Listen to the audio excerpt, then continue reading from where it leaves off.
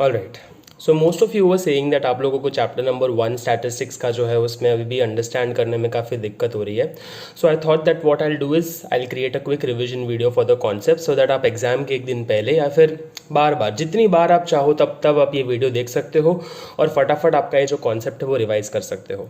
As such theoretical topics of statistics आपके सिर्फ first exam या मैक्स टू मैक्स सितंबर वाले एग्जाम तक आएंगे, बियॉन्ड विच एक बार आपके प्रैक्टिकल टॉपिक शुरू हो गए फिर थियोरटिकल चीज़ों पे इतना ज़्यादा आपका फोकस नहीं आएगा. तो बस ज़्यादा टेंशन मत लो, ये वीडियो अच्छे से देख लो, जितनी बार चाहे उतनी बार देख लो और कॉन्सेप्ट को अच्छी तरीके से समझ लो.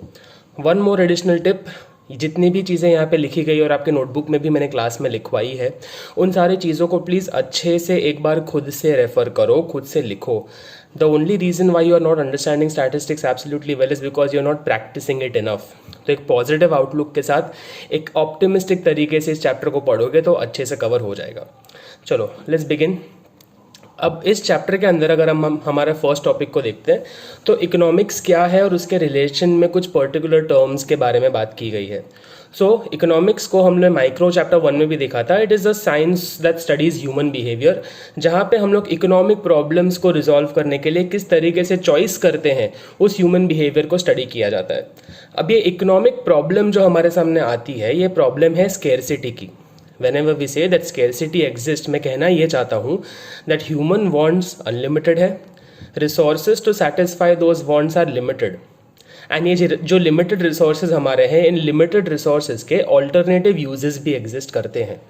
तो हम किस तरीके से हमारे लिमिटेड रिसोर्सेज को सही जगह इस्तेमाल करेंगे जिससे maximum welfare, maximum profit, maximum satisfaction मिल सकता है, इस चॉइस को स्टडी करना इकोनॉमिक्स का सब्जेक्ट मैटर है. जब हम लोग ये इकोनॉमिक प्रॉब्लम एंड इसके सॉल्यूशंस को एक इंडिविजुअल लेवल पे स्टडी करते हैं तो उसको हम लोग माइक्रो इकोनॉमिक्स बोलते हैं. जब मैं एक इंडिविजुअल फॉर्म, एक इंडिविजुअल इंडस्ट्री या एक इंडिविजुअल हाउस होल्ड की बात कर रहा हूँ, मतलब एक सिंगल कंज्यूमर, एक सिंगल प्रोड्यूसर और एक सिंगल प्रोडक्ट का मार्केट, तब ये सारी चीज़ें जब स्टडी करी जाती है तो ये बन जाएगा मेरे लिए subject matter of micro economics. However जब मैं अपने पूरे कंट्री या पूरे इकोनॉमी की बात करता हूँ तो ये मेरे लिए subject matter of macro economics बन जाता है.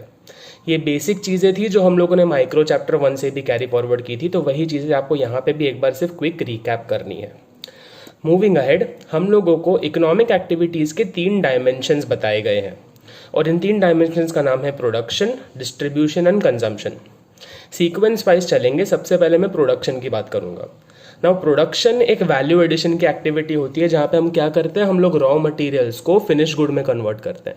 Now whenever you are trying to convert something from raw material to finish goods, you are adding utility to the product. नाउ हम लोगों ने चैप्टर नंबर 3 पढ़ लिया है और इसमें हमें समझ में आता है that utility means the want satisfying power of a commodity. जब आप प्रोडक्शन करते हो तो आप एक फ्री गिफ्ट ऑफ नेचर को एक ऐसे यूजेबल कमोडिटी में कन्वर्ट करते हो जो लोगों की नीड्स को सेटिस्फाई करता है. तो इस प्रोसेस को हम लोग प्रोडक्शन बोलेंगे. कीवर्ड्स क्या निकल के आते हैं, conversion of raw material into useful goods या finish goods, and second it is a process that creates utility. अब ये जो प्रोडक्शन, ये एक्टिविटी है, इसको अंडरटेक करता है एक पर्सन जिसका नाम है प्रोड्यूसर. प्रोड्यूसर क्या करेगा, प्रोडक्शन करेगा. अब इसी चलते ये जब हम लोग प्रोड्यूसर के बिहेवियर को स्टडी करेंगे तो इस थियरी को बोला जाएगा production theory. And in production theory हम क्या पढ़ना चाहते हैं, हम ये देखना चाहते हैं कि किस तरीके से एक producer limited factors of production को यूज करके, जिनके ऑल्टरनेटिव यूजेस एग्जिस्ट करते हैं, कौन सी चीज़ों को बनाएगा जिसके बेसिस पे उसका मैक्सिमम प्रॉफिट निकल के आए. सो एज अ प्रोड्यूसर आपके पास फैक्टर्स तो हैं, बट आप क्या क्या प्रोड्यूस कर सकते हो उसके मल्टीपल ऑप्शंस आपके पास अवेलेबल होंगे. तो आप कौन सा ऑप्शन चूज करोगे उसमें हम लोग प्रोडक्शन थियरी का स्टडी करेंगे. So when we study your behaviour as a producer कि आप कैसे मैक्सिमम प्रॉफिट कमाना चाहते हो, तो वो माइक्रो इकोनॉमिक पर्सपेक्टिव आ जाएगा वहाँ पे. ठीक है, तो आई होप प्रोडक्शन आपको समझ में आ गया है. Now we need to know that production करने के लिए आपको फैक्टर्स ऑफ प्रोडक्शन चाहिए होंगे. जब फैक्टर्स ऑफ प्रोडक्शन आप एज अ प्रोड्यूसर प्रोक्योर करते हो तो उसके सामने आपको कुछ फैक्टर पेमेंट करनी पड़ती है. तो हमारे कंट्री के अंदर जितना हम लोग प्रोडक्शन करते हैं वो प्रोडक्शन करने से हम लोग डिराइव करते हैं जीडीपी. अब जीडीपी जो है उसको नेशनल इनकम भी बोला जाता है. तो जितना ओवरऑल प्रोडक्शन कंट्री में हुआ उस प्रोडक्शन के सामने लोगों ने इनकम भी कमाई होगी. आज एज अ बिजनेस ओनर जब आप एक प्रोडक्ट बनाते हो तो उस प्रोडक्ट को बनाने में आपने सारे फैक्टर्स जैसे कि लैंड, लेबर, कैपिटल, एंटरप्रेन्योरशिप, इन सबको इकट्ठा किया होगा। तो जब हमारा आउटपुट जनरेशन हुआ है तो आउटपुट जनरेशन होने के वजह से इनकम भी जनरेट हुई होगी। अब ये इनकम जो है इसके साथ आप क्या कर सकते हो, या तो इस इनकम को खर्च कर सकते हो या तो इस इनकम को सेव कर सकते हो। तो उसी से डिस्ट्रीब्यूशन के कॉन्सेप्ट से हमारा एक पॉइंट निकल के आता है जो कि है सेविंग्स का। Now savings basically means that part of income which is not dispose, जिसको आपने खर्चा नहीं किया, इट इज अनस्पेंट इनकम। अब जब आप अपने सेविंग्स में से कुछ पैसा ऐसे जगह पे खर्चा करते हो जिससे हम असेट खरीद सके। कोई भी असेट क्या होता है, एक ऐसी चीज होती है जो आपको इनकम कमा के दे। तो आपके पास एक्स्ट्रा सेविंग्स थी, आपने फिक्स डिपॉजिट में लगा दी। आपके पास एक्स्ट्रा सेविंग्स थी, आपने कमर्शियल प्रॉपर्टी खरीद ली। आपके पास एक्स्ट्रा सेविंग्स थी, आपने किसी बिजनेस में पैसा लगा दिया। तो ये सारी चीज़ें क्या है, ये इन्वेस्टमेंट है। इन इन्वेस्टमेंट से आप कुछ ऐसे असेट खरीदते हो जो आपको इवेंचुअली इनकम जनरेट करके देते हैं। तो डिस्ट्रीब्यूशन से इनकम बनती है, मतलब जिस तरीके से वैल्यू एडिशन हमारी इकोनॉमी में हुआ है वो किसको कितना मिला है। आज जब रिलायंस इंडस्ट्रीज प्रोडक्शन करता है तो उसका जो टोटल प्रोडक्शन है उसमें से मुकेश अंबानी अपना प्रॉफिट ले जाता है, शेयर होल्डर्स को अपना डिविडेंड मिलता है, एम्प्लॉयज़ को अपनी सैलरी मिलती है, जितने भी सप्लायर्स हैं उनको उनका जो है वो पेमेंट मिलता है। तो पूरे इकोनॉमी में जितना रिलायंस ने प्रोडक्शन किया उसके बेसिस पे इनकम भी डिस्ट्रीब्यूट हुई, और उसी डिस्ट्रीब्यूशन को समझना is a part of micro economics. It shows us, the distribution theory shows us कि किस तरीके से जीडीपी जो है वो सारे फैक्टर्स ओनर में डिस्ट्रीब्यूट हुआ है। आई होप ये फंडा इधर तक आपको क्लियर है। अब जब आपने इनकम कमा ली है तो इनकम का आप करते क्या हो, खर्च करते हो, सेव करते हो या तो इन्वेस्ट करते हो। तो आप जब पैसा खर्चा करोगे तो आप जो है वो कंजम्पशन करने वाले हो।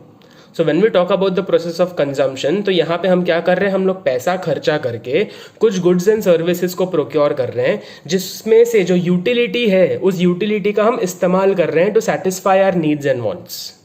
ठीक है, तो जब प्रोडक्शन एक यूटिलिटी क्रिएट करने वाला प्रोसेस था, कंजम्पशन एक यूटिलिटी को यूज करने वाला प्रोसेस बन जाता है।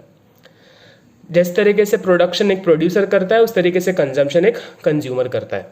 और कंज्यूमर को क्यों हमें समझना जरूरी है, क्योंकि कंज्यूमर के पास लिमिटेड इनकम है, उस लिमिटेड इनकम के सामने उसके वांट्स तो अनलिमिटेड है। तो वो कौन से गुड्स को चूज करेगा, किस तरीके से चूज करेगा सो दैट उसको मैक्सिमम सेटिस्फैक्शन मिले, उस थियरी को समझना हम लोग कंजम्पशन थियरी बोलते हैं। तो आई होप इस स्लाइड के ऊपर जितने भी अलग अलग टॉपिक्स हैं वो आपको बहुत अच्छे से समझ में आ चुके होंगे।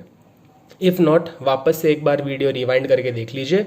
फिर भी अगर नहीं समझ में आता है please come to me, I will explain to you whichever point you are struggling with.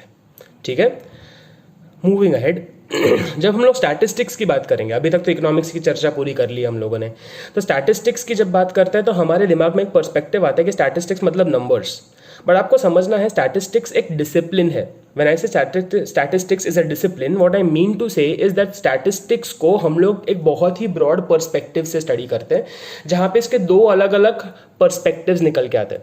जैसे जब आप साइंस पढ़ते हो तो साइंस में आप फिजिक्स, केमिस्ट्री, बायोलॉजी अलग अलग पढ़ते हो, वैसे स्टैटिस्टिक्स भी एक ब्रॉड डिसिप्लिन है जिसको ब्रॉडली हम दो तरीके से स्टडी कर सकते हैं, इन इट्स सिंगुलर सेंस या फिर इन इट्स प्लूरल सेंस। जब मैं स्टैटिस्टिक्स को सिंगुलर सेंस में रेफर करता हूं, मतलब मैं यहाँ पे टूल्स, मेथड्स एंड टेक्निक्स की बात कर रहा हूँ यहाँ पे, कि आप डेटा जो आप स्टैटिस्टिक्स बोलते हो, नंबर्स बोलते हो, उन नंबर्स को कैसे कलेक्ट करना चाहिए, उसको कैसे ऑर्गेनाइज करना चाहिए, कैसे उसको प्रेजेंट एंड इंटरप्रेट करना चाहिए जिसके बेसिस पे कुछ एनालिसिस हो सके। तो ये टूल्स, टेक्निक्स एंड मेथड्स की बात हो रही है। ये टूल्स, टेक्निक्स एंड मेथड्स एक इंसान इस्तेमाल करता है एक तरीके से कंक्लूजन्स डिराइव करने के लिए। बट ये जो सारे टूल्स, मेथड्स हैं, ये सिर्फ तब काम आएंगे जब हमारे पास एक ब्रॉड पर्सपेक्टिव होगा of what, of the plural sense of statistics. तो जब भी मैं प्लूरल सेंस में स्टैटिस्टिक्स की बात करता हूं तो उसमें मेथड्स तो आ ही गए, मतलब प्लूरल सेंस के अंदर सिंगुलर सेंस वाली चीजें तो आ ही गई, बट और भी काफी चीजें निकल के आती है। तो हम लोग जब प्लूरल सेंस में स्टैटिस्टिक्स की बात करते हैं, वे referring to statistics as an aggregate of quantitative information, sum total. Aggregate का मतलब होता है sum total of quantitative information, ऐसी इन्फॉर्मेशन या ऐसा डेटा जो नंबर टर्म्स में रिप्रेजेंट किया गया हो, जिसको हमने सिस्टमैटिक तरीके से कलेक्ट किया है, एक्यूरेटली कलेक्ट किया है, जहां पे इस डेटा के बारे में सारे फैक्टर्स हम लोगों ने स्टडी किए हैं, सारे जितने भी कॉजेज हो सकते हैं जो इस डेटा को इम्पैक्ट करते हैं, वो सारी चीज़ों को समझ में हमने ले लिया है. We have understood all of these things and we have collected information about all of these things. अब जब हमारे पास ये सारे कॉजेज क्लियरली हमारे पास हैं, तो हम लोग उसके बीच में देखते हैं कि किस तरीके से सारे कॉजेज म्यूचुअली रिलेटेड है.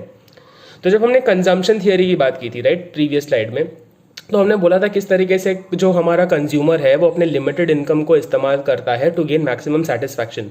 तो वहाँ पे हम लोग कंज्यूमर के डिमांड को स्टडी करना चाहते हैं. बट डिमांड जो है वो सिर्फ और सिर्फ इनकम या प्राइस पे नहीं, मल्टीपल फैक्टर्स पे डिपेंड करता है. आपका टेस्ट एंड प्रेफरेंस, आपकी कंज्यूमर की expectations, price of related goods, income of the consumer, ये बहुत सारी चीज़ें होती है जो कि डिमांड के ऊपर इम्पैक्ट क्रिएट करते हैं. तो हमें सारी चीज़ों को जब एक साथ समझने की कोशिश करते हैं, कॉज इफेक्ट रिलेशनशिप एस्टैब्लिश करने की कोशिश करते हैं, कंपैरिजंस करते हैं, कंक्लूजन्स करते हैं, जिससे एक थियरी बन सके, उसको हम लोग स्टैटिस्टिक्स इन प्लूरल सेंस बोलते हैं. बट जब हम लोग demand and price, demand and income, demand and taste and preference individually हर एक के ऊपर अलग अलग मेथड्स एंड टेक्निक्स लगा के काम करते हैं, तो उसको स्टैटिस्टिक्स इन सिंगुलर सेंस बोला जाता है. तो जब प्लूरल सेंस की बात हो तो हम लोग यहाँ पे क्या करना चाहते हैं, ओवरऑल इंफॉर्मेशन को स्टडी करके, कॉज इफेक्ट रिलेशनशिप्स को एस्टैब्लिश करके, इकोनॉमिक वेरिएबल्स में से थियरीज या फिर प्रिंसिपल्स बनाने की बातें कर रहे हैं. ऑन द कॉन्ट्ररी, जब मैं स्टैटिस्टिक्स को सिंगुलर सेंस की बात करता हूँ तो मैं सिर्फ इसमें छोटे छोटे टेक्निक्स एंड मेथड्स के बारे में बात कर रहा हूँ. नाउ बिकॉज प्लूरल सेंस और स्टैटिस्टिक्स काफ़ी कॉम्प्लिकेटेड टॉपिक है, ये आपको कॉलेज में पढ़ाया जाएगा अगर आप स्टैटिस्टिक्स को या इकोनॉमिक्स को एज एन इम्पॉर्टेंट सब्जेक्ट लेते हो in your further studies. As far as grade 11 is concern, हमारे सिलेबस के अंदर सिर्फ सिंगुलर सेंस के अलग अलग टॉपिक्स हैं एज डिफरेंट चैप्टर्स, जो आप इंडेक्स में भी अभी देख सकते हो. तो ब्रॉडली आपको समझना है, सिंगुलर सेंस मतलब methods and techniques, plural sense मतलब sum total of all the information in number terms, जो कि हमें थियरीज या प्रिंसिपल्स बनाने में हेल्प करते हैं by establishing a cause and effect relationship. I hope इतना समझ में आ गया होगा. Now beyond this, plural sense because हमारे सिलेबस में नहीं है तो उसके थोड़े कैरेक्टरिस्टिक्स जो है वो एक बार समझ लेते हैं, क्योंकि इसका डिस्कशन सिर्फ इस चैप्टर में होने वाला है. बियॉन्ड दिस हम हर चैप्टर में सिर्फ स्टैटिस्टिक्स को सिंगुलर सेंस में ही समझने वाले हैं. So characteristics of statistics in plural sense का फर्स्ट पॉइंट निकल के आता है एग्रीगेट ऑफ फैक्ट्स. स्टैटिस्टिक्स में सिर्फ एक न्यूमेरिक डेटा जो है वो हमारे किस काम का नहीं है. जब भी हम लोग एक सिंगल नंबर के साथ डील करेंगे उसको स्टैटिस्टिक्स नहीं बोला जा सकता, क्योंकि सिंगल नंबर से हम लोग कुछ कंपैरिजन या कंक्लूजन नहीं कर सकते. स्टैटिस्टिक्स हमेशा एग्रीगेट ऑफ फैक्ट्स होता है. जैसे कि अगर मैं आपको बोलूं कि मेरी हाइट जो है वो 6 फीट है, अब आप इस पर्टिकुलर इन्फॉर्मेशन से क्या ही कर लोगे, इससे ना कोई कंपैरिजन निकलता ना ही कोई कंक्लूजन निकलता है. बट अगर मैं आपको बोल दूं कि मेरी हाइट 6 फीट है और किसी और पर्सन की हाइट जो है वो 4 फीट है, तो आप इस एग्रीगेट डेटा से आप मल्टीपल इंटरप्रिटेशन निकाल सकते हो कि मैं जो है वो एक्स पर्सन से लंबा हूँ, एक्स पर्सन जो है वो मेरे से छोटा है हाइट में. तो यहाँ पे हमने कंक्लूजन या कंपैरिजंस हम क्यों कर सके, बिकॉज हमारे पास एग्रीगेट ऑफ डेटा था, सम टोटल ऑफ डेटा था, एक सिंगल वैल्यू नहीं थी. ठीक है. तो जब भी हम लोग स्टैटिस्टिक्स के बारे में बात करेंगे in terms of plural sense, हमारे पास सिर्फ एक वेरिएबल का डेटा नहीं होना चाहिए, एक डेटा नहीं होना चाहिए. We should have multiple facts together so that हम उसमें से कुछ कंपैरिजंस एंड कंक्लूजन्स निकाल सके. दूसरा पॉइंट इज़ वेरी बेसिक. हम लोग जब भी स्टैटिस्टिक्स की बात करेंगे तो हमें जो भी वेरिएबल हमारा है, जिस भी चीज़ को हम स्टडी करना चाहते हैं, उसकी वैल्यू नंबर टर्म्स में चाहिए. It should be quantitatively expressed. जो चीज़ें क्वांटिटेटिवली एक्सप्रेस्ड होती है उसको हम लोग स्टैटिस्टिक्स में वेरिएबल्स बोलते हैं. और जो क्वालिटेटिव चीज़ें होती है, जैसे कि कोई भी इनटैंजिबल चीज़, ऑनेस्टी, फ्रेंडशिप, ये सब चीज़ें जो है इन सबको हम लोग एट्रीब्यूट्स बोलते हैं. अब स्टैटिस्टिक्स में हम लोग सिर्फ वेरिएबल्स की पढ़ाई करते हैं, वेरिएबल्स के साथ डील करते हैं, एट्रीब्यूट्स के साथ हम स्टैटिस्टिक्स में डील नहीं करते. अगर हमारे पास कोई ऐसा तरीका है कि हम लोग एट्रीब्यूट्स को नंबर टर्म्स में कन्वर्ट कर सकते हैं, जैसे कि किसी कस्टमर ने एक रेस्टोरेंट में जाके फूड एक्सपीरियंस को रेटिंग दिया है 1 to 10 में, तो वो अब हमने क्या कर लिया, उस कंज्यूमर के एक्सपीरियंस को हमने नंबर टर्म्स में कन्वर्ट कर लिया, तो अब उसको हम स्टैटिस्टिक्स बोल सकते हैं. बट जिन चीज़ों को आप नंबर टर्म्स में मेजर नहीं कर सकते वो स्टैटिस्टिक्स का पार्ट बिल्कुल भी नहीं है. अब तीसरा पॉइंट निकल के आता है मल्टीप्लिसिटी ऑफ कॉजेस. जब हमने स्टैटिस्टिक्स को प्लूरल सेंस में बोला था, we talked about an aggregate of facts. तो हम लोग इस वेरिएबल को समझने के लिए, जैसे कि डिमांड की हमने बात की थी, कंज्यूमर की डिमांड को समझने के लिए हम बहुत सी चीज़ों का डेटा कलेक्ट करते हैं, किसी एक चीज़ का नहीं. और ये सारी चीज़ों को हम लोग एक साथ इकट्ठा स्टडी करते हैं, जिसके बेसिस पे हम लोग क्या कर सकें, उनके बीच के रिलेशनशिप को एस्टैब्लिश कर सकें। सो स्टैटिस्टिक्स के पढ़ाई के वक्त या फिर स्टैटिस्टिक्स इन प्लूरल सेंस में it is influenced by a variety of different factors and not one single factor. तो इन सारे फैक्टर्स के बारे में या सारे कॉजेज़ के बारे में जब हमारे पास इंफॉर्मेशन होगी तो हम लोग एक proper cause effect relationship establish कर पाएंगे। अब फोर्थ पॉइंट हमारा निकल के आता है दैट हम लोग जो भी अलग अलग कॉजेज़ को स्टडी कर रहे हैं, अलग अलग फैक्टर्स का इन्फॉर्मेशन निकाल रहे हैं, वो सारे म्यूचुअली इंटर रिलेटेड होने चाहिए। जैसे कि आज अगर मैं आपके पढ़ाई के स्कोर्स के बारे में बात कर रहा हूँ तो इन दैट केस मैं आपका न्यूट्रिशन, आपका amount of time in studies, आपका कंसिस्टेंसी ऑफ राइटिंग टेस्ट, ये स्टडी करने वाला हूँ। बट इसके चलते अगर मैं कोई एक थर्ड वेरिएबल ले लेता हूँ, जैसे आपके नेबर ने कितने घंटे टीवी देखा, ये फैक्टर आपके डेटा से कुछ लेना देना रखता ही नहीं है, तो मैं सारे उन्हीं वेरिएबल्स को कंसिडर करूंगा जिनका आपस में कुछ इंटर रिलेशन हो, सो दैट मैं कुछ कंपैरिजन करके कंक्लूजन्स निकाल सकूं। समझ आ रही है आपको बातें? और दूसरी बात ये भी है कि अगर वेरिएबल्स को मैं कंपेयर कर नहीं सकता क्योंकि वो एक पर्टिकुलर नेचर के नहीं है, सिमिलर टाइप के नहीं है, तो फिर ये स्टैटिस्टिक्स हुआ ही नहीं। क्योंकि statistics in the plural sense का मेन आउटपुट क्या होता है कि हम लोग थियरीज बना सके, हम लोग कंपेरिजन्स एंड कंक्लूजन्स दिखा सके। अगर data mutually related and comparable नहीं है तो हम इस चीज़ को जो है वो स्टैटिस्टिक्स नहीं मान सकते। मूविंग अहेड, हमारा पांचवा कैरेक्टरिस्टिक निकल के आता है प्री डिटरमाइंड ऑब्जेक्टिव। अब जब भी स्टैटिस्टिक्स में इतनी मगजमारी आप कर रहे हो तो हम लोग जो डेटा कलेक्ट कर रहे हैं, जिस डेटा को कंपेयर कर रहे हैं, इवैल्यूएट कर रहे हैं, उसका कुछ ना कुछ ऑब्जेक्टिव होना चाहिए। जब हम लोग थियरी ऑफ डिमांड स्टडी करते हैं तो हम देखना चाहते हैं, हमारा ऑब्जेक्टिव ये है कि एज ए रैशनल कंज्यूमर आप कौन से लेवल ऑफ प्रोडक्शन पे या फिर कौन से लेवल ऑफ कंजम्पशन पैटर्न पे ऑपरेट करते हो जहाँ पे आपको मैक्सिमम सेटिस्फैक्शन मिलता है। तो जब हम लोग कंज्यूमर्स इक्विलिब्रियम जैसे चैप्टर को स्टडी करेंगे तो हम देख रहे हैं कि भाई आप यूटिलिटी को स्टडी कर रहे हो, आप प्राइस को स्टडी कर रहे हो, आप मार्जिनल यूटिलिटी ऑफ मनी को स्टडी कर रहे हो, और इन सारे फैक्टर्स को इकट्ठा करके आप देखना क्या चाहते हो कि भाई एज अ कंज्यूमर आप कौन से लेवल पे ऑपरेट करना चाहते हो। तो जब तक आपका ऑब्जेक्टिव ऑफ एनालिसिस क्लियर नहीं है तब तक एनालिसिस किस चीज़ का करोगे वो समझ ही नहीं आएगा आपको। तो before doing all of these things you should have a very clear cut objective कि मैं जो डेटा कलेक्शन कर रहा हूँ, मैं जो इंटरप्रिटेशन या कंक्लूजन निकाल रहा हूँ वो किस एजेंडा से है। अब नेक्स्ट, जब भी मैं ये स्टैटिस्टिकल इंक्वायरी करता हूँ, जब मैं इन्फॉर्मेशन निकालता हूँ, तो मुझे समझ में आना चाहिए कि मेरे पर्पस के हिसाब से I should be as accurate as possible. अब जैसे अगर मैंने जो है वो क्लास के अंदर एक ग्रुप ऑफ स्टूडेंट्स का एवरेज हाइट मेजर किया, अब ये एवरेज हाइट मेजर कर लेने के बाद अगर मैं रैंडमली किसी एक पर्सन को बुलाता हूँ और उसकी हाइट मेजर करता हूँ तो वो एवरेज हाइट से बहुत सिमिलर होनी चाहिए, उसमें ज़्यादा डिफरेंस नहीं होना चाहिए। क्योंकि अगर वो ज़्यादा डिफरेंस है मतलब मेरा एवरेज तो एक्यूरेट है ही नहीं, मैं इस पर रिलाई कर ही नहीं सकता। अब depending on what exactly is the purpose of the investigation, what is the purpose of this experiment, हमारी एक्यूरेसी जो है वो डिपेंड करेगी।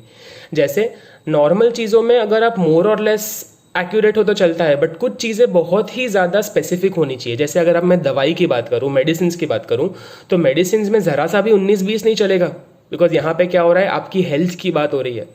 बट आज अगर मैं बात करूँ about packaging some food in order to deliver it to a customer, तो आप कस्टमर ने 250 ग्राम आपके पास से मंगवाया था, अब वो 250 ग्राम्स के जगह पे अगर 248 या 252 ग्राम्स है तो वो मोर और लेस चलेगा।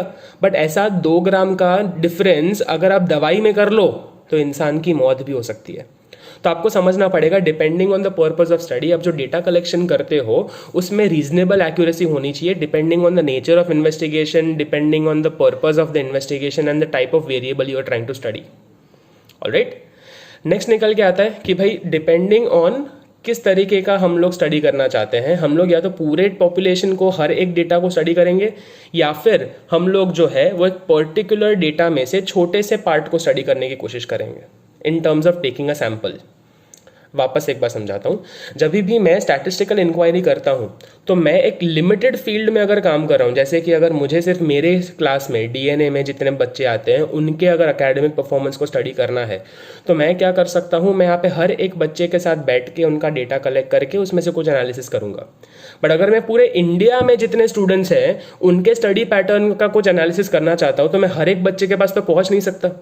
तो मुझे क्या करना पड़ेगा, मुझे एक सैम्पल ऑफ स्टूडेंट्स चूज करने पड़ेंगे और वो सैम्पल ऑफ स्टूडेंट्स के बेसिस पे जो मेरा कंक्लूजन निकलेगा, I will assume that this conclusion holds true for the entire country.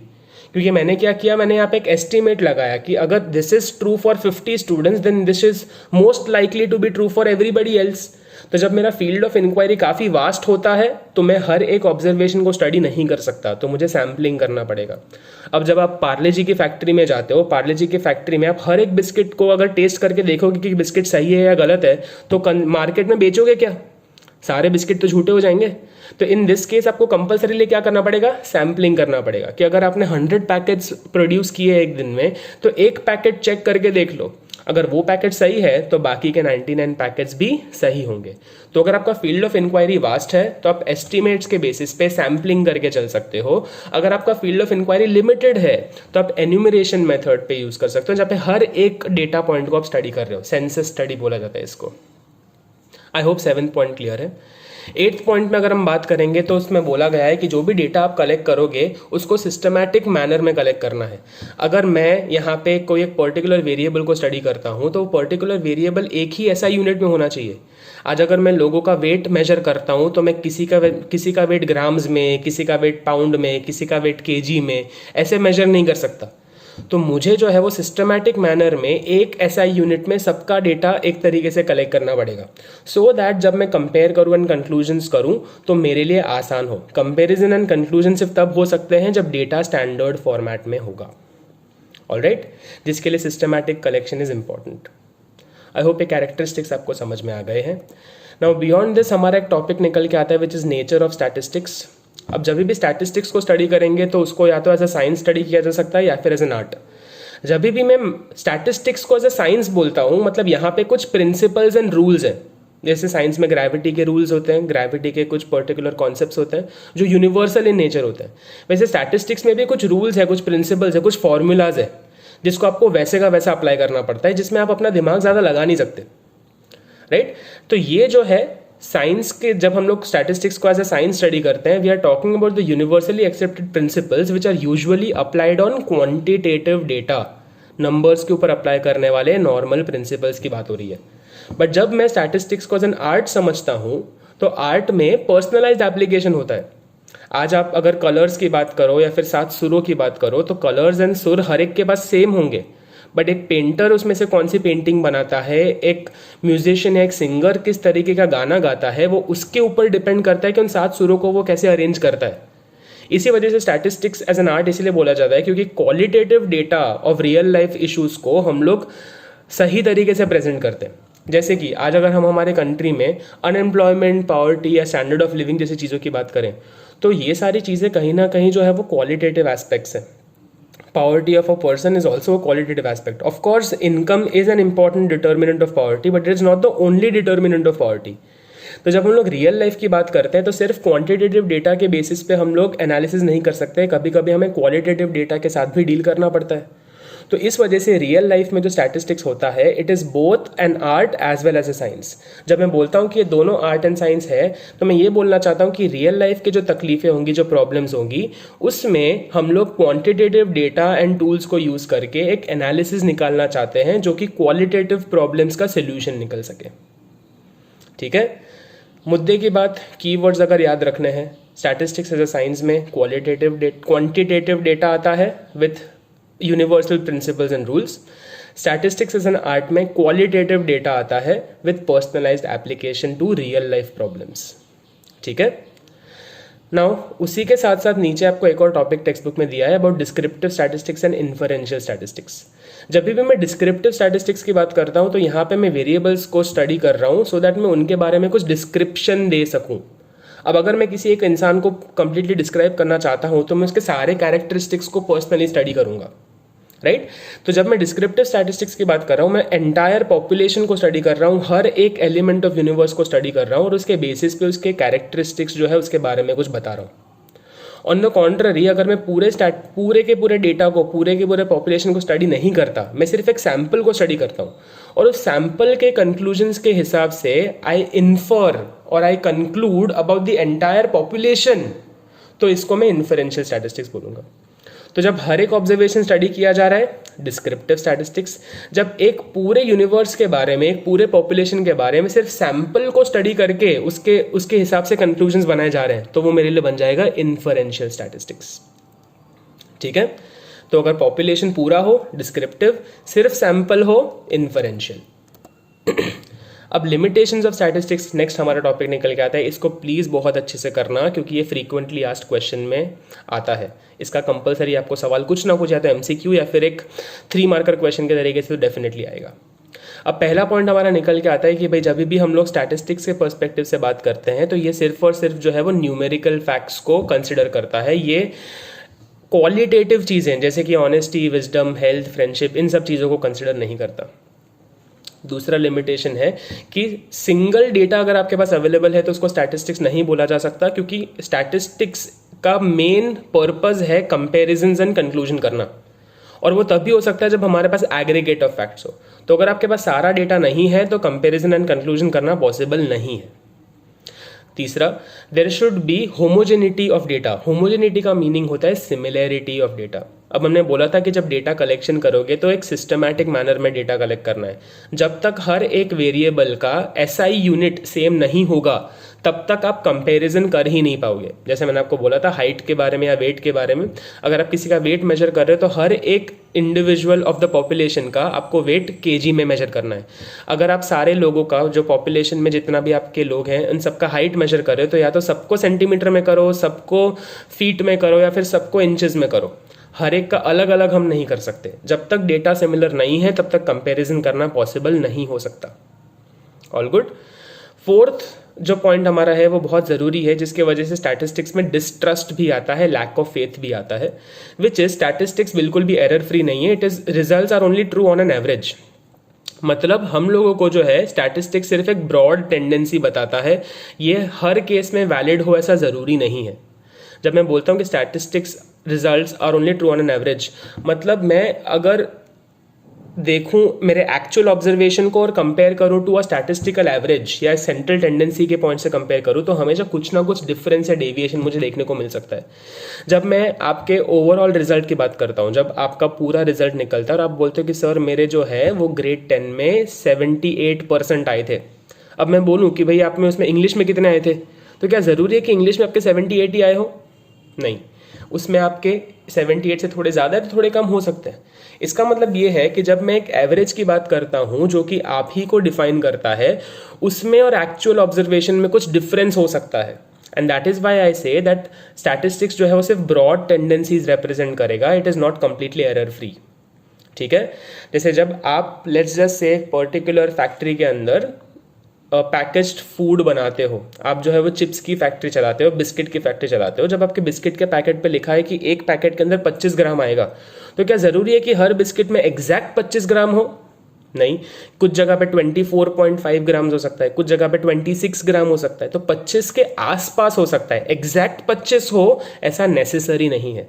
That is why we say that statistics जो है वो एवरेज पे काम करता है, it may not necessarily be error free. अब नेक्स्ट, विदाउट रेफरेंस रिजल्ट्स में prove to be wrong. अब स्टैटिस्टिक्स की जब भी हम लोग बात करेंगे तो आपको समझना है दैट डेटा जो है वो एक ट्रेंड भी रिप्रेजेंट करता है। जैसे कि अगर एक कंपनी के शेयर प्राइजेस की हम लोग बात करते हैं तो share price over a month जो है वो डिक्रीजिंग भी हो सकते हैं या इंक्रीजिंग भी हो सकते हैं। बट अगर मैंने डिक्रीजिंग एंड इंक्रीजिंग ट्रेंड को ना समझते हुए सिर्फ एवरेज स्टॉक प्राइस कंसिडर किया तो मैं इन्वेस्टमेंट करने का डिसीजन नहीं ले पाऊंगा। अगर एक कंपनी का शेयर प्राइस 200 से 150, 150 से 100 होता है तो इनका एवरेज 150 निकलेगा। सिमिलरली किसी का स्टॉक प्राइस जो है वो 130 से 150, 150 से 170 जाता है, इसका भी एवरेज 150 निकलेगा। तो आज अगर मैं इन्वेस्टमेंट कौन से कंपनी में करना है ये डिसाइड करता हूं तो मुझे सिर्फ और सिर्फ एवरेज देख के नहीं चलना है, मुझे जो है वो उसका अपवर्ड या डाउनवर्ड ट्रेंड भी स्टडी करना पड़ेगा, जिसके बेसिस पे मुझे कुछ कॉन्टेक्स्ट मिले, कुछ रेफरेंस मिले कि मैं ये डेटा किस पर्सपेक्टिव से यूज करना चाहता हूँ। All good. तो आई होप ये विदाउट रेफरेंस रिजल्ट्स में प्रूव रॉन्ग वाला पॉइंट समझ में आ गया है कि डेटा को जो है उसका कॉन्टेक्स्ट देना पड़ेगा, एक रेफरेंस देना पड़ेगा। मैं सिर्फ एक एवरेज या फिर एक स्टैटिस्टिकल सेंट्रल टेंडेंसी के मेजर के हिसाब से डिसीजन नहीं ले सकता। I will have to look at the broader trends, whether there an upward trend or a downward trend, and likewise make my decision. Six point निकल के आता है कि स्टैटिस्टिक्स के जितने भी टूल्स हमारे हैं, राइट, हमारे जितने statistics in the singular sense में हमने देखा था कि collection, organization, presentation, interpretation, analysis, ये सारे स्टेप्स जब तक आपको अच्छे से नहीं आते, आपको हर एक फॉर्मूला जो है वो ढंग से किस तरीके से यूज़ करना है वो नहीं समझ में आता, तो आप स्टैटिस्टिक्स का इस्तेमाल कर ही नहीं पाओगे। तो स्टैटिस्टिक्स का इस्तेमाल सिर्फ वो एक्सपर्ट्स कर सकते हैं जिनके पास स्टैटिस्टिक्स की नॉलेज हो, टूल्स एंड मेथड्स उनको समझ में आते हो। ठीक है, लास्ट हमारा पॉइंट निकल के आता है लिमिटेशन ऑफ स्टैटिस्टिक्स का, that statistics is prone to misuse. बहुत बार जो है वो स्टैटिस्टिक्स में लोग अपने ऑब्जेक्टिव के हिसाब से डेटा को मैनिपुलेट करते हैं। अगर हमें एक अच्छा एवरेज दिखाना है, हमें एक अच्छा ट्रेंड दिखाना है, तो हम डेटा को इस तरीके से सिलेक्ट करेंगे कि हमारे प्री डिटरमाइंड ऑब्जेक्टिव आ जाए। तो ये तो भाई आप स्टैटिस्टिक्स को मिसयूज कर रहे हो। जस्ट बिकॉज आपको अच्छे नंबर्स दिखाने हैं तो आपने डेटा को ही मैनिपुलेट कर दिया, सो दैट आप कंक्लूजन्स के हिसाब से डेटा को एडजस्ट कर रहे हो, ना कि डेटा के हिसाब से कंक्लूजन निकालना। तो ये जो है ये मिसयूज जो है इसके वजह से बहुत ज़्यादा तकलीफ हो जाती है, जिसकी वजह से डिस्ट्रस्ट इन स्टैटिस्टिक्स बिल्ड होता है। आई होप ये लिमिटेशंस के सारे पॉइंट्स आपको समझ में आते हो। नाउ नेक्स्ट हमारा टॉपिक निकल के आता है फंक्शंस या फिर इंपॉर्टेंस ऑफ स्टैटिस्टिक्स। अब इसमें फर्स्ट पॉइंट दिया है quantitative expression of economic problems. अब हमारे कंट्री में इकोनॉमिक प्रॉब्लम्स बहुत सारी है, जैसे पॉवर्टी, अनएम्प्लॉयमेंट, ये बहुत सारी तकलीफें हैं, बट ये प्रॉब्लम कितने एक्सटेंट में है, इस प्रॉब्लम का मैग्नीट्यूड क्या है, ये सिर्फ तब समझ में आता है जब हमें नंबर्स के साथ बताया जाए। ठीक है, जैसे अगर मैं बोलता हूँ कि किसी एक पर्टिकुलर कंपनी में फ्रॉड हुआ है, चोरी हुई है, फ्रॉड या चोरी गलत बात है, बट एक 10 लाख का फ्रॉड और एक 10 करोड़ के फ्रॉड में बहुत डिफरेंस होता है। तो यहाँ पे मैग्नीट्यूड ऑफ द प्रॉब्लम को समझना भी उतना ही इक्वली इंपॉर्टेंट हमारे लिए होगा। सेकंड, स्टैटिस्टिक्स के थ्रू आप inter sectoral and inter temporal comparison कर सकते हो। इंटर सेक्टोरल मतलब आप जो है वो डिफरेंट सेक्टर्स को for a particular time period study कर रहे हो। जब हम हमारे कंट्री का जीडीपी निकालते हैं, जीडीपी में primary sector, secondary sector and tertiary sector, इन तीनों सेक्टर का आउटपुट निकलता है। तो अब टोटल जीडीपी में से किस सेक्टर ने कितना आउटपुट जनरेट किया, जब उसको कंपेयर कर रहे हो, उसके बेसिस पे कंक्लूजन निकाल रहे हो, तो वो इंटर सेक्टोरल हुआ। बट जब आप इंडिया के जीडीपी को लास्ट 5 ईयर्स में क्या वैल्यूज रही है उससे कंपेयर कर रहे हो, with reference to time comparison कर रहे हो, स्टडी कर रहे हो, कंक्लूजन निकाल रहे हो, तो उसको इंटर टेम्पोरल कंपैरिजन बोला जाता है। ठीक है, अब जब भी स्टैटिस्टिक्स की हम लोग बात करेंगे तो हम लोग यहाँ पे एग्रीगेट ऑफ डेटा के साथ काम कर रहे हैं जो कि म्यूचुअली रिलेटेड होते हैं। तो इन म्यूचुअली रिलेटेड फैक्टर्स के अंदर हम लोग एक cause and effect relationship study करना चाहते हैं कि जैसे हमने देखा था कि प्राइस बढ़ने से डिमांड कम होता है, तो प्राइस एंड डिमांड ये दोनों म्यूचुअली रिलेटेड हुए, उसमें से किस में चेंज आने की वजह से क्या चेंज देखने मिलता है, वो कॉज इफेक्ट रिलेशनशिप हमने हाईलाइट किया। तो जब हमने ये रिलेशनशिप समझा तो हम लोग जो प्रॉब्लम होता है उसका डायग्नोसिस समझ सकते हैं और उसको कैसे सॉल्व करना है वो समझ सकते हैं। जैसे अगर कम खाने से आपको जो है आपका वेट कम होता है, तो अगर एक इंसान को वेट बढ़ाना है तो हम बोलेंगे कि भाई आप ज़्यादा खाना खाओ।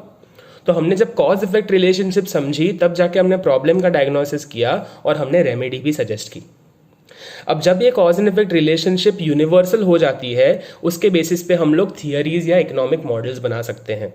तो जब लॉ ऑफ डिमांड या law of diminishing marginal utility में हमने कॉज एंड इफेक्ट रिलेशनशिप देखा कि ज़्यादा प्रोडक्ट्स कंज्यूम करने से आपका सेटिस्फैक्शन गिरते जाता है, और ये कॉमन है अक्रॉस ऑल एक्सपेरिमेंट्स, तो उसमें से हमने क्या बना दिया, एक थियरी बना दी। तो जब cause and effect relationship universal हो जाती है, रिपीटेड एक्सपेरिमेंट्स में सेम आउटकम निकल के आता है, तो हम लोग कंक्लूजन्स एंड थियरीज फॉर्मुलेट कर सकते हैं। बियॉन्ड दिस, जब आपके पास एक थियरी प्रिडिक्टेड आपके पास ऑलरेडी है, तो हम लोग फ्यूचर में ये ट्रेंड या पैटर्न कैसे बिहेव करेगा उसका फोरकास्ट कर सकते हैं। तो जैसे हम लोग अगर बात करते हैं कि इंडिया के अंदर हम लोग जो है हमारी गवर्नमेंट किस तरीके की पॉलिसीज़ बनाए, या फिर एज अ प्रोड्यूसर आप कितना आउटपुट जनरेट करो, वो आपके डिमांड के ट्रेंड के बेसिस पे आप डिटरमाइन करते हो, राइट? क्योंकि फ्यूचर में क्या आपके कंपनी की प्रोडक्ट्स की डिमांड होगी वो आपको आज नहीं पता, बट आपने पास्ट डेटा को स्टडी करते हुए फ्यूचर का फोरकास्ट निकाला। ठीक है, तो जब भी आप ट्रेंड को समझते हो, आप पैटर्न्स को समझते हो, तो आप फ्यूचर को फोरकास्ट कर सकते हो, और उस फोरकास्ट के बेसिस पे आज प्लानिंग कर सकते हो, आज के प्लान्स बना सकते हो आप।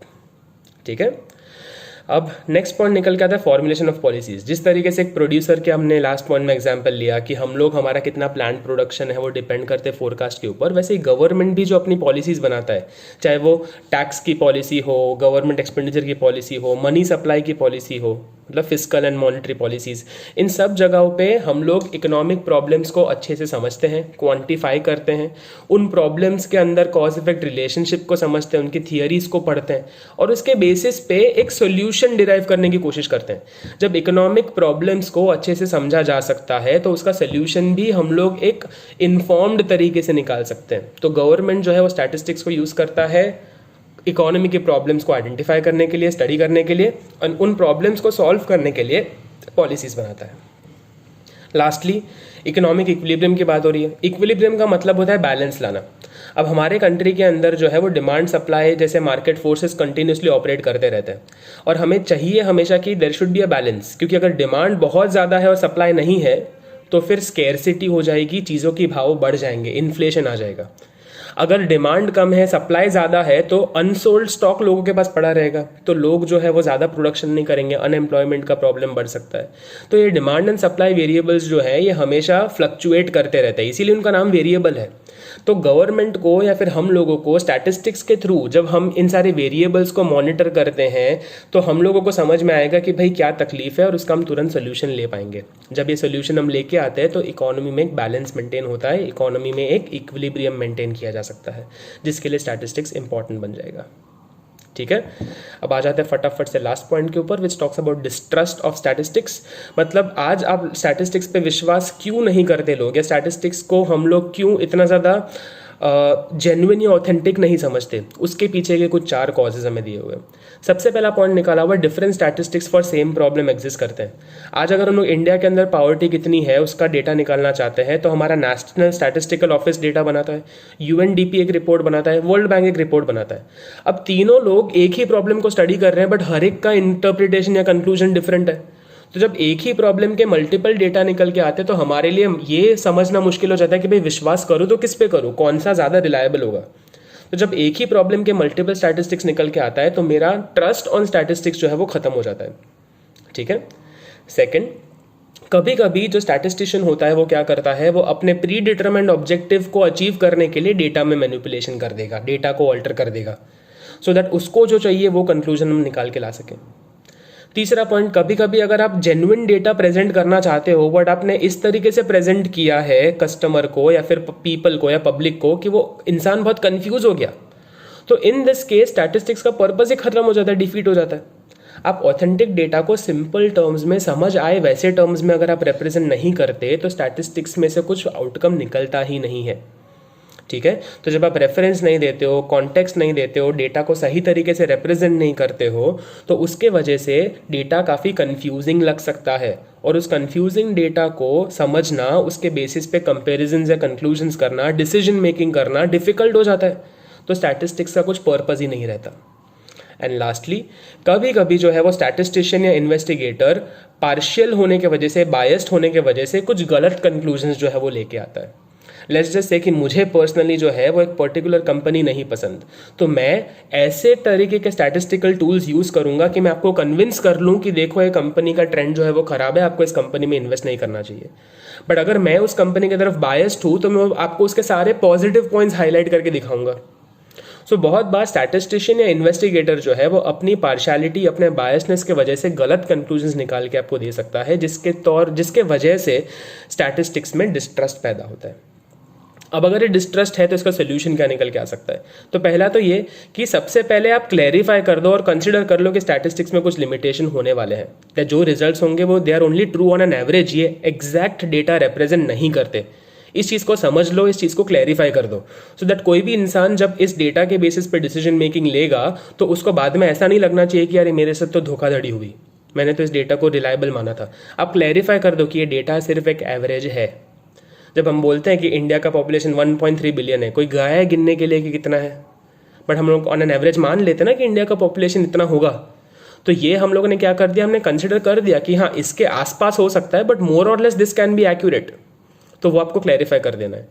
दूसरा, जब भी स्टैटिस्टिशियन या इन्वेस्टिगेटर स्टैटिस्टिक्स के टूल्स एंड मेथड्स को इस्तेमाल करेगा तो उसका खुद का पर्सनल बायस हमें बाहर रखना है। हमें एक इम्पार्शियल मैनर में, एक अनबायस्ड मैनर में डेटा को इस्तेमाल करना है, उस पर इंटरप्रिटेशंस एंड कंक्लूजन्स निकालने हैं।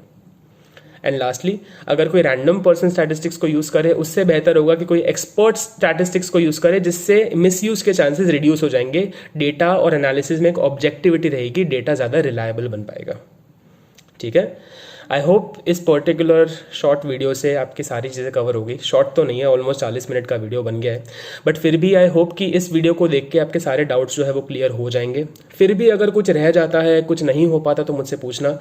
एक्सरसाइज में दिए हुए, वीके ओरी के एक्सरसाइज में दिए हुए पीछे के सारे क्वेश्चंस आपका सॉल्व करना ज़रूरी है। बहुत बार स्कूल वाले लोग जो है वो डायरेक्टली वहाँ से क्वेश्चंस पूछते हैं, सो प्लीज़ इंश्योर कि आप वो भी सॉल्व करो, और कुछ भी डाउट रहता है so please come up to me and ask your doubts. ठीक है, that will be all for this particular video. कुछ भी दिक्कत होती है तो please get in touch with me.